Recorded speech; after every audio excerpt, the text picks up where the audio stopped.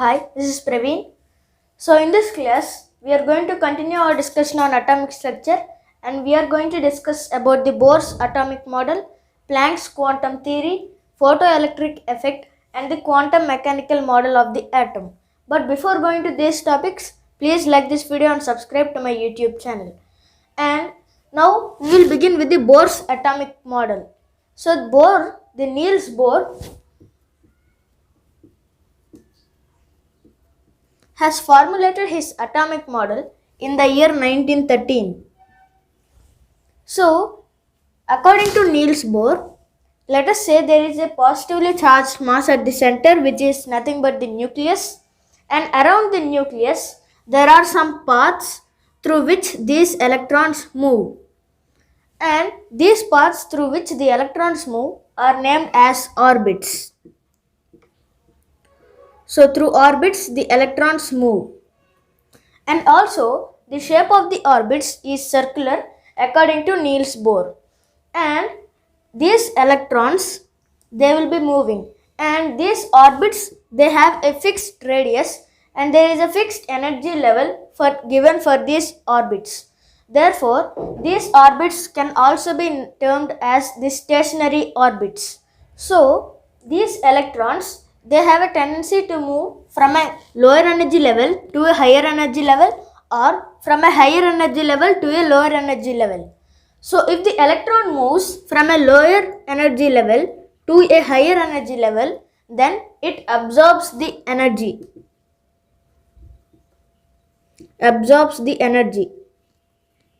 So, when it absorbs the energy, if we represent this energy absorption in spectral form, then we get a spectrum which is called as absorption spectra.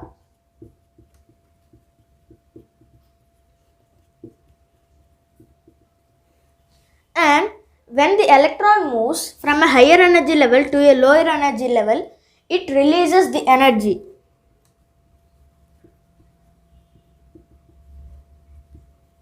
And the spectral form of releasing the energy is represented with the emission spectra.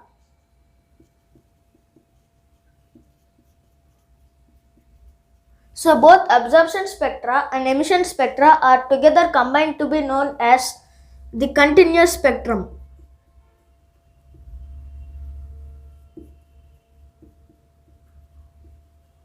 So continuous spectrum means absorption spectrum and the emission spectrum. So after this, these orbits, the electrons in these orbits, they possess the angular momentum.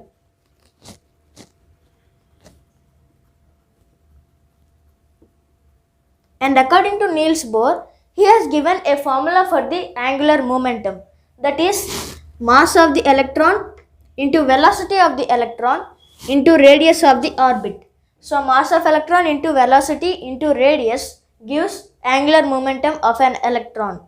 And also here, when the electron is transferring, we have a transmission of energy, and that is represented with the letter delta E. And delta E is equals to E2 minus E1, where E2 is the energy of higher energy level and E1 is the energy associated with the lower energy level. So, the difference in between them, we will get the transmission of energy. And we also have a formula which is according to Planck's quantum theory, which we will discuss in a bit. That is E is equals to h mu. And if we substitute delta E in the place of E, we will get delta E is equals to h mu. So the difference in these energies gives rise to the frequency of the radiation multiplied with the Planck's constant. So these are some of the key points regarding Niels Bohr. Now let us look at some formulas which are important with respect to the Bohr's atomic model. So the first one is the radius of the orbit. So the radius of an orbit is given by 0.529 into n square by z angstroms. So here n is nothing but the shell, or you can say the energy level, and z is nothing but the atomic number of that particular element.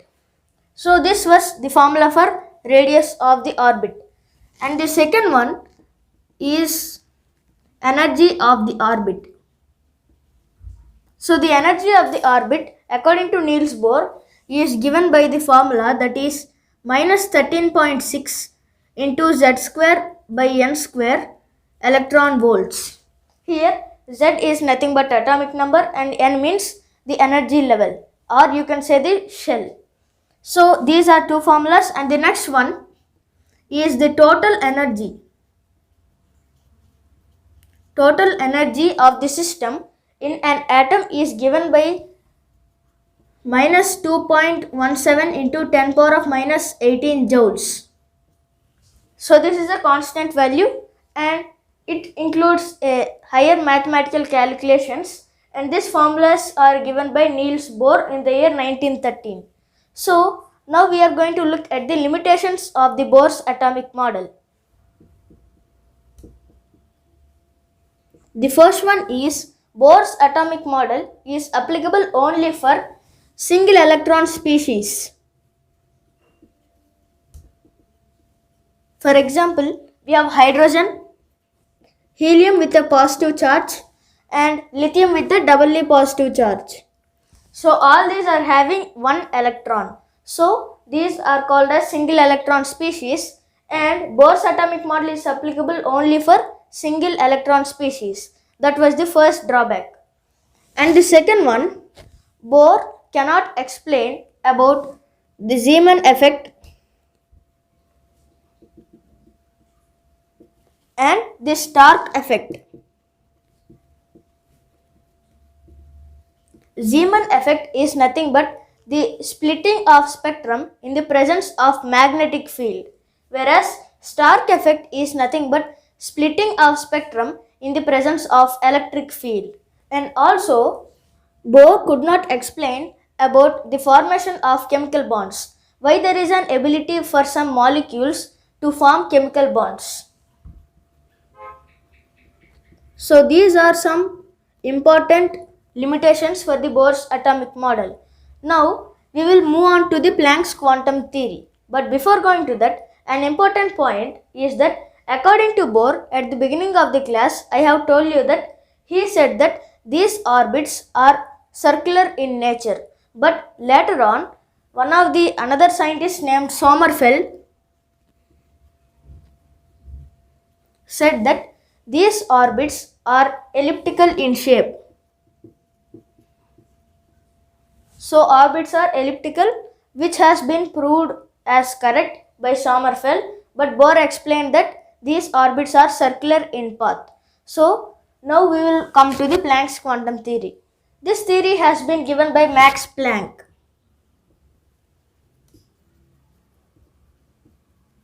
So according to Max Planck, let us say there is some energy, and these energies, they will be stored in some energy packets.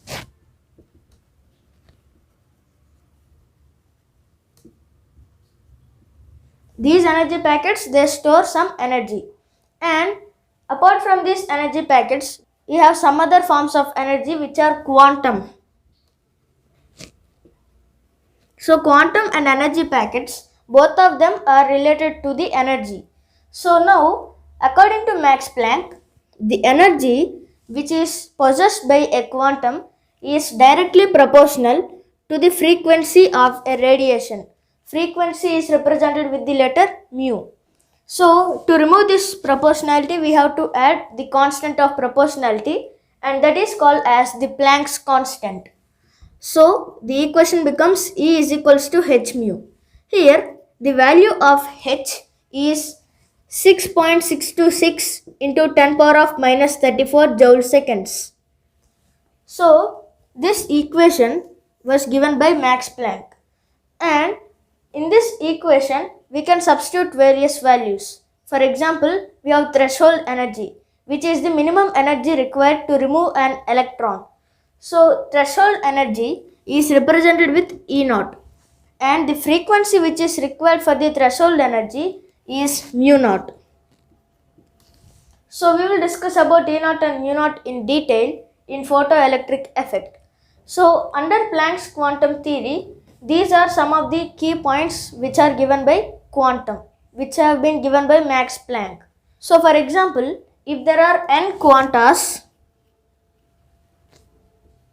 then the energy becomes E is equals to n into h into mu. So here n represents the number of quantas. H is nothing but the Planck's constant, mu is the frequency of radiation. And the quantum which is in the form of light is named as photon. So photon is the form of the light which is itself in a form of a quanta. So these are the key points given by Max Planck. Now let us come to photoelectric effect. So photoelectric effect, the photoelectric effect concept was first time observed by Hertz in 1887.